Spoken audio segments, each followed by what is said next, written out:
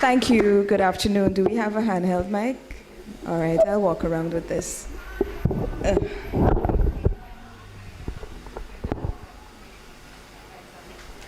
Good afternoon. I know a lot of people know me in my public life as a person in performing arts, but I'm really by training a social scientist.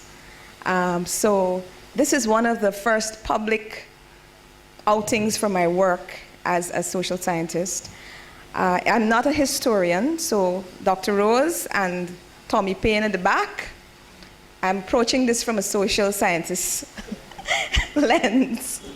Many years ago, I came across a publication that was put out by David Granger and Dr.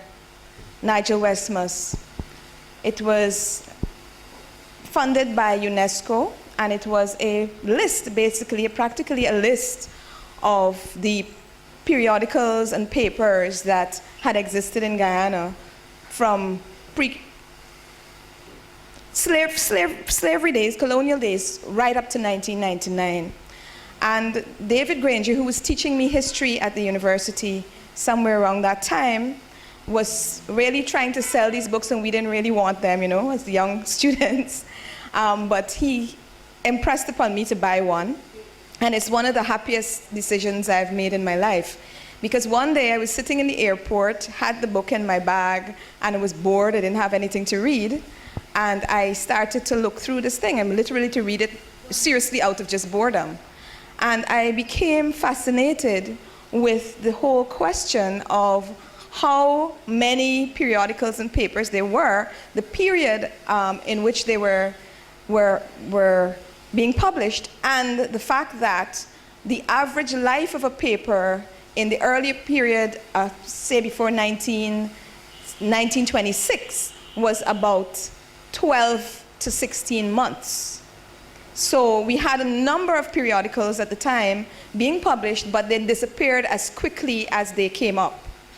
And two particular facts struck me so deeply that led to maybe about 15 years of work, because I started looking at this in 2000, right? One was the publication of the Freeman's Sentinel, which appeared in 1942, which was just a few years after slavery. And this was a paper that was published by free men and newly freed slaves. And I wondered how it was possible for them to do this. But I was not able to get my hand on any copies of this because there are no copies available. But it is spoken of in other papers of the time, like The Colonist and so on. And then the second thing that fascinated me, and this one I could study, was the Creole. The Creole appeared in 1856, actually, late 1856, and not 1857, as up here says, but late in 1856, and continued to publish in a period of time when the average paper was living for, 16 months, 12 to 16 months, till 1907, with only 2 short breaks. And this was something that was absolutely fascinating to me. I wondered how it was possible that a paper in this kind of condition, where you have people struggling for resources, you have a colonial structure that is so kind of difficult, you have literacy being a problem, you have no distribution network really being set up, you have competition, you have all these problems. How could a paper like this survive for all these years? So that was my initial question. So the article that appears in the Arts Journal answers that question. But today, I really want to focus on the socio-political impact of what I consider to be the socio-political impact of this newspaper.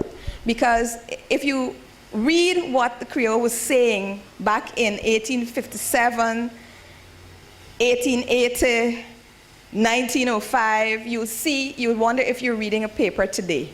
And that is what I find fascinating. This is a quick table. I'm not going to go into this. As I say, I'm a social scientist, and we like to count things. but I'm not going to do that today. But basically, you see this period, ownership of papers, how many papers we had, and as we get into the late 1980s, 1800s, 1900s, 20th century, the decline of the plantocracy, ownership of paper, and then you have all these other groups kind of owning papers. And this was from another paper that I was looking at, which shows, you see all these spikes here? These are the responses of media, at that point newspapers, to political crises in the country. So basically what I'm saying is that anytime there was a political crisis or something happening, you would see a whole lot of papers popping up all over the place. But of course, they would not last for very long. But it just basically said that there are a lot of interest groups, a number of people in the society who were very, very interested in getting their voices heard, putting their interests out there. And the only way in the period prior to the 1980s in this country was via newspaper and then radio to a limited effect. But we know about the monopoly of radio, so we have to kind of qualify that when we add radio to this discussion. So I'll tell you a little bit about the Freeman Sentinel, because I think it's very important to place the Creole in the context of the Freeman Sentinel, because of the fact that this organization, the British Guyana African Association, and another organization, this pressure group called the Colored and the Reform Association, they really and truly credit the Freeman Sentinel with getting the first colored or black, because there's a whole discussion going on between colored and black. So I don't want to use them interchangeably. So they mean specific things when I'm talking about it. Colored would have been the people who would have been of mixed ancestry, and the blacks, this is not usually acceptable in Guyana. When I say blacks, my students kind of, they shut down because they think it's a pejorative term, but this is, because I studied in America, this is the acceptable term, so that's what I'm going to use. Prior to the advent of the Freeman Sentinel in 1850, there were no colored or black representatives on any of the state legislative bodies, none. Not the Court of Policy, not the, what's the other place? Sorry, I'm not the historian here, so let me read this. Not the Court of Policy or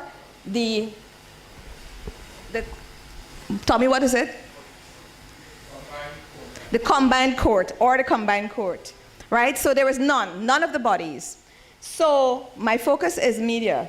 So they basically said that they used the only form of media that they knew, which is the paper, to agitate for the first political rally that the country had ever known in 1850.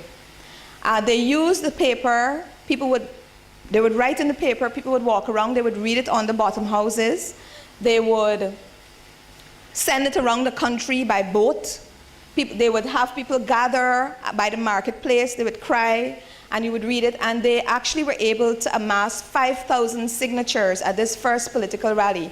And they are crediting this campaign with getting the first people into the Court of Policy and the Combined Court. So the Freeman Sentinel disappeared, and then later on, several years later, almost a generation later, the Creole, which is the focus, and this is the one I know really well, came up. So it was the second black-owned paper, and as I said, the Freeman Sentinel was a couple of years before it. So I'm going to read here what they have said, because it's very important, I think it's very critical to see what they said as their mandate, where they gave us their mandate in their first editorial. It said, the Creole is intended to be a weekly paper of moderate company devoted to the circulation of useful political and general information, and to a fair, fearless, but dignified criticism of public measure and the acts of public men. As an advertising medium, the Creole will stand unrivaled as it will find its way into every laborer's cottage.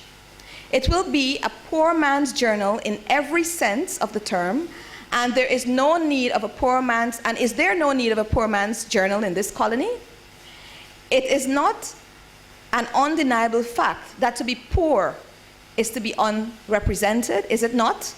Has not the principle been proudly enunciated that the body which makes laws for governing us, that the poor man is being punished for being poor? Let him pay by his skin, or words to the same effect have been commonly heard from the lips of its members. And does not the whole course of recent legislation evidence of an adherence to that principle? The poor man of British Guyana needs an advocate, and that advocate, it is hoped, he will find in the Creole. The Creole will be no contemner of constituted authority, no promoter of disorder in society, nor will it descend to the license of private scandal or personal vituperation.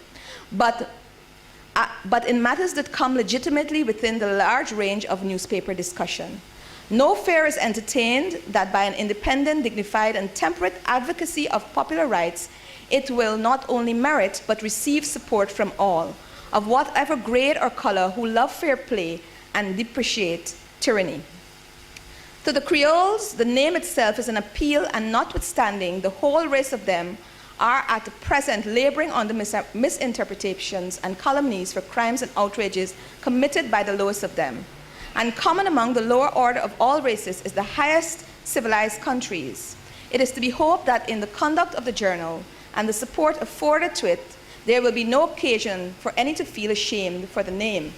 One of the very, very interesting things I found with the Creole was this whole huge discussion that went on for almost six